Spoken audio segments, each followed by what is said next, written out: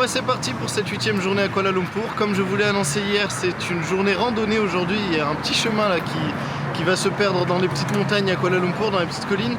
Là on est juste sorti pour aller s'acheter des trucs à grignoter, à manger pour ne pas mourir de faim. Et au cas où on se perd évidemment, hein, il faut des petites réserves. J'ai une bouteille d'eau dans mon sac, il fait pas trop chaud, il y a même des petites gouttes là, c'est ultra agréable. Du coup ça y est, les courses pour les provisions ont été faites, je viens de grignoter un petit truc aussi et j'ai acheté de l'anti-moustique, je viens de m'en étaler partout sur le corps.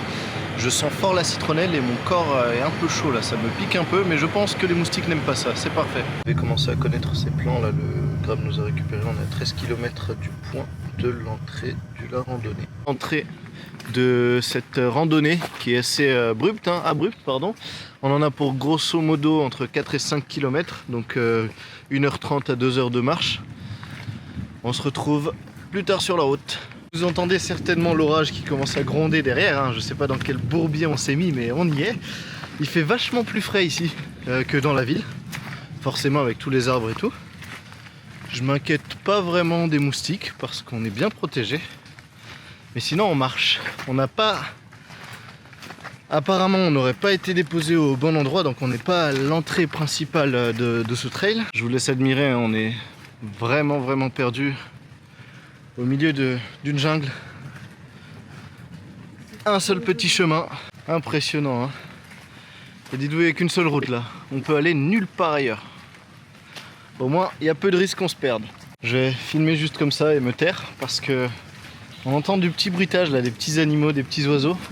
Je vous laisse écouter avec le fond d'orage. Super pour les oreilles.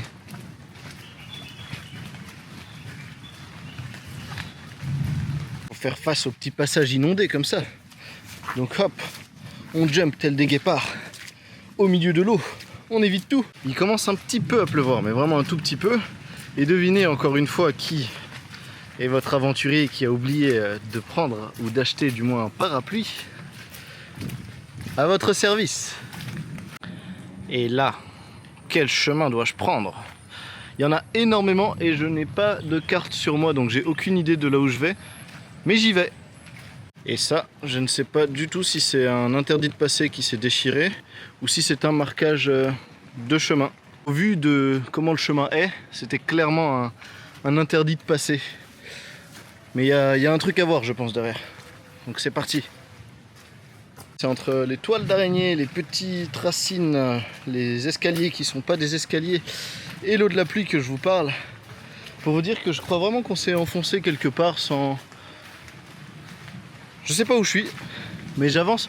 En fait, j'espère trouver un espèce de point de vue en fait, parce que je monte un peu quand même. J'attends de voir. J'essaye du mieux que je peux de retenir ce genre de repères là, les gros bois qui sont allongés, déracinés, pour ne pas me perdre. Vous voyez là, je pense que le chemin c'est dans cette direction là.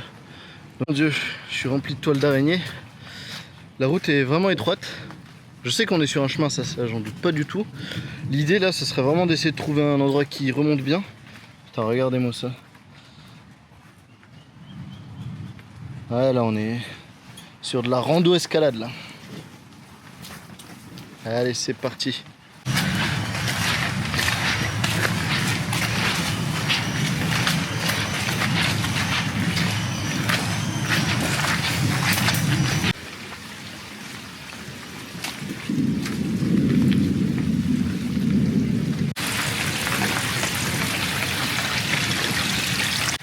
Il y a une petite ambiance forêt sacrée dans Princesse Mononoke, regardez, avec ce petit ruisseau là, ce petit truc. Là, c'est la route.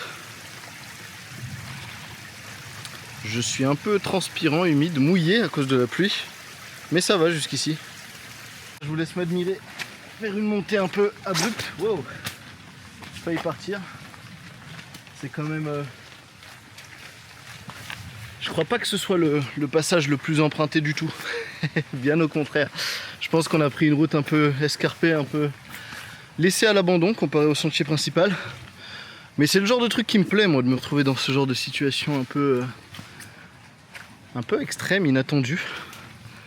On verra où ça nous mène.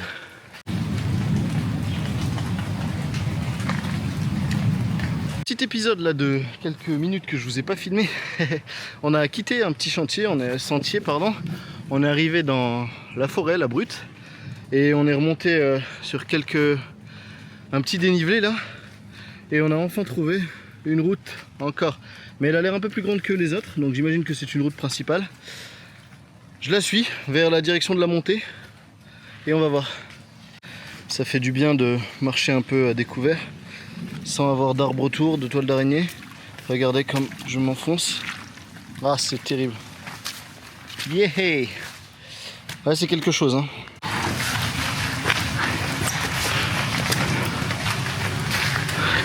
Au sol des genres de balises rouges, un peu mangées par la nature, hein, forcément. Ça doit être un sentier principal, bon Dieu, je vais y arriver. Là, l'idée, c'est vraiment de finir la boucle avant que la nuit tombe. J'ai pas spécialement envie de me retrouver là, dans le noir. Ça doit faire bien 15 minutes qu'on n'arrête pas de monter, sans cesse. Je sais qu'on peut se prendre jusqu'à 250-300 mètres de dénivelé, positif, hein. J'imagine que la vue tout en haut doit être sympa. J'ai pas pu filmer ça, j'aurais dû. Il y a un mec là qui vient de descendre tout ce qu'on monte en courant. Je vous laisse imaginer la motivation que ça donne de voir ça. Là, en fait, tu te sens faible, hein. Moi, je pense qu'il a l'habitude de faire ça, mais c'est vrai que moi qui souffre là pour la montée, lui qui court, waouh, impressionnant. Regardez-moi un peu la taille des feuilles comparée à ma main. C'est indécent quand même, hein. Et c'est cet arbre là qui les fait magnifique. Regardez-moi ça, c'est un arbre à bambou il a tellement poussé que ça pousse les bambous qui sont dessus. Ça crée des trucs comme ça, vraiment. C'est stupéfiant quand même, hein, ce qu'on peut trouver.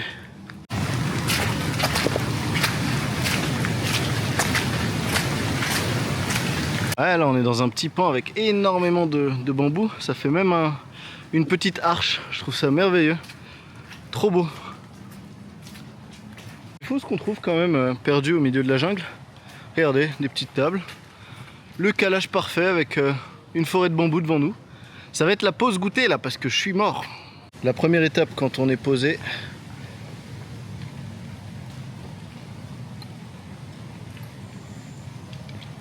Mais pas trop quand même, hein.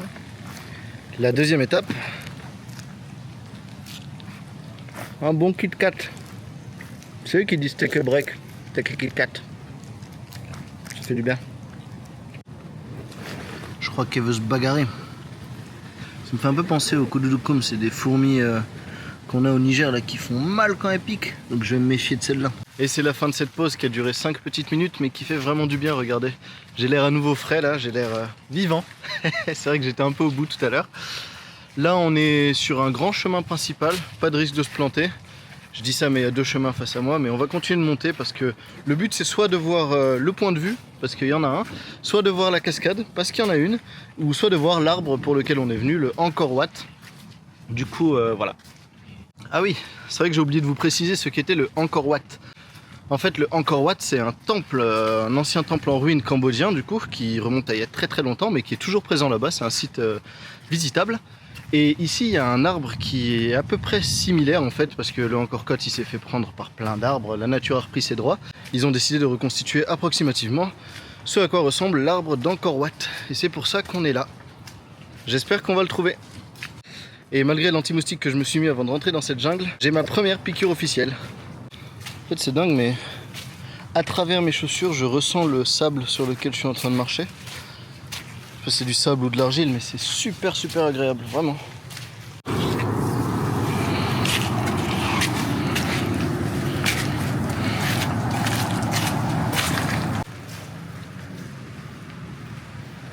Il y a des trous dans les souches d'arbres ici et il pleut. Oh mon dieu. Regardez-moi cet arbre, sérieux les épines qu'il a. Oh le délire, faut pas mettre ses mains là. Alors je ne suis pas sûr que ce soit le point de vue officiel mais au moins j'en ai trouvé un. Plutôt sympa même. Et bonjour, c'est Khaled les bons plans, regardez par là où on passe pour descendre. Non c'est mythique hein, ce que je suis en train de faire, c'est quelque chose. Hop hop hop, on s'accroche à la racine et on y va. Ah moi je vous dis, hein, même dans Koh Lanta ils font pas ça. Toujours en route vers ma descente. Je vous montre parce que je connais pas du tout cet arbre là. Avec des fruits, laisse tomber. Enfin des feuilles plutôt. En fait, j'ai l'impression qu'on a monté des kilomètres vu ce qu'on est en train de redescendre. Et je vois pas le bout de cette descente. Ça m'inquiète un peu puisque je vois la nuit qui est en train de commencer à tomber. J'espère qu'on va vraiment pas se retrouver dedans. Hein. Regardez comme c'est un petit peu sombre là. Et les amis, c'est Indiana Jones qui vous parle depuis ma jungle, qui est ma deuxième demeure. Oh, on se sent bien ici, hein. Je suis chez moi, je suis tranquille. Regardez sur quoi on tombe là. Deux petits chiens, tout mignons, qui font leur vie. Bon, on va faire la nôtre aussi. Coucou messieurs. Coucou. Pardon. Amusez-vous bien. Vraiment super mignon ces deux petits chiens là. Lui je vais l'appeler Blacky et lui ce sera Rex. Et ils prennent un peu d'avance sur nous. Hein. A tout à l'heure, je pense qu'on va se retrouver. Et c'est Khaled qui vous parle de retour après cette sortie en forêt qui était incroyable. Donc incroyable dans le sens où c'était n'importe quoi évidemment. On s'est perdu. On cherchait l'arbre d'Ancor et du coup on a pris des sentiers qui n'étaient pas du tout les bons sentiers, vous vous en doutez. On s'est retrouvé au plein milieu d'une vraie jungle en fait. On n'avait plus rien, plus de sentiers, En fait on descendait des pentes faciles, abruptes de 30 degrés, sans rue à inventer, c'était quelque chose d'assez impressionnant. Là on est sorti d'un côté, de l'autre côté de la colline du coup, même pas celui-là où on est rentré, donc on n'est plus du tout à Kuala Lumpur, on est complètement à côté dans une périphérie. On a commandé un grab, heureusement il y en a qui le font. On est complètement trempé, j'espère que ce ne sera pas motif de refus pour le grab parce que j'ai envie de rentrer chez moi, j'ai envie de prendre une bonne douche, j'ai envie de manger et j'ai envie de dormir.